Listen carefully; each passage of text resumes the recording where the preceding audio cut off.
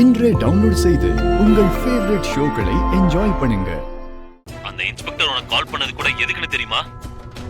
நீ சென்னையில இருக்கியா இல்லையான்னு செக் பண்றதுக்கு தான். நீ பேசினதை வச்சு உன்னோட லொகேஷனை கண்டுபிடிச்சிருப்பாங்க. இந்நேரம் எல்லா ஸ்டேஷனுக்கும் உன்னை பத்தின டீடைல்ஸ் எல்லாமே போயிருக்கும். நீ சென்னையை விட்டு வெளியே போனீனா கண்டிப்பா உன்னை அரெஸ்ட் பண்ணி ஜெயில தள்ளிடுவாங்க. உன் பக்கம் பேசுறதுக்கு எந்த வாய்ப்பும் கொடுக்க மாட்டாங்க. டேய் சொல்லாதி. அந்த ஆளோட காண்டாக்ட் நம்பர் எனக்கு கிடைக்குமாடா? நான் உடனே காண்டாக்ட் பண்ணி அவர்கிட்ட இங்க இருக்கிற என்னோட சிச்சுவேஷனை பத்தி எக்ஸ்பிளைன் பண்றேன். அந்த ஆளோட நம்பர் நமக்கு கிடைக்கிறது ரொம்ப கஷ்டம். நான் ஏற்கனவே சொன்ன மாதிரி அவன் ரொம்ப பெரிய ஆளாதி.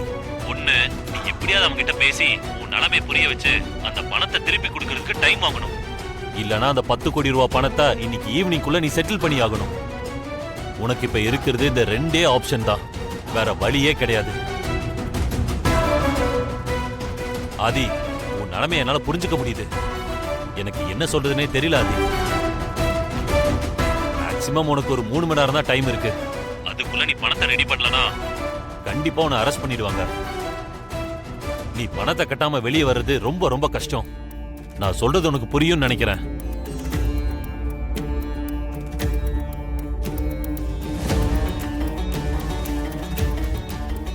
ஆதி, இன்னும் 1 ஹவர்ல மும்பை போறதுக்கு ஃப்ளைட் இருக்கு. டிராவல் 2 hours தான். நான் இப்போ உடனே கிளம்பி போய் எப்படியாவது அந்த குப்தாவை மீட் பண்ணி நம்ம சிச்சுவேஷனை எக்ஸ்பிளைன் பண்றேன். என்னோட ஃப்ரெண்டு கீதா மும்பைல தான் இருக்கா. அவ எனக்கு கண்டிப்பா ஹெல்ப் பண்ணுவா. பாரதி, நீங்க நினைக்கிற மாதிரி அது அவ்வளவு ஈஸியான விஷயம் கிடையாது. நீங்க சர்வசாதாரணமா மும்பை கிளம்பி போய் அந்த ஆளை மீட் பண்ணி பேசி கன்வின்ஸ் பண்றதா சொல்றீங்க. அதுக்கு சான்ஸே கிடையாது. நீங்க சொல்ற விஷயம் புரியுது.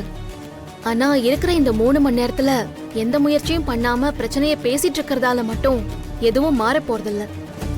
அதனால எதுவும் பண்ணாம இருக்கிறத விட இப்படி ஏதாச்சும் ட்ரை பண்ணி அது ஒர்க் அவுட் ஆச்சுன்னா நல்லது தானே.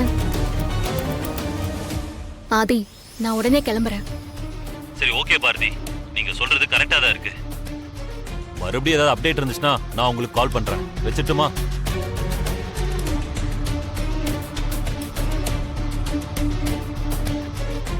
ஆதி, நீங்க தைரியமா இருக்கணும்.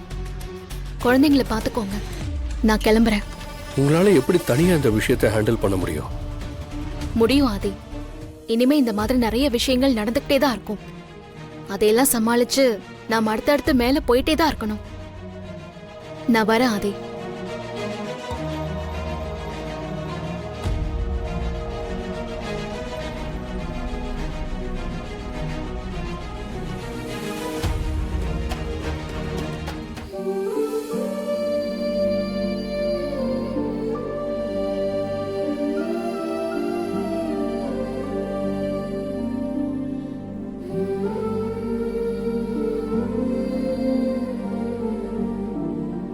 கேர்ஃபுல்.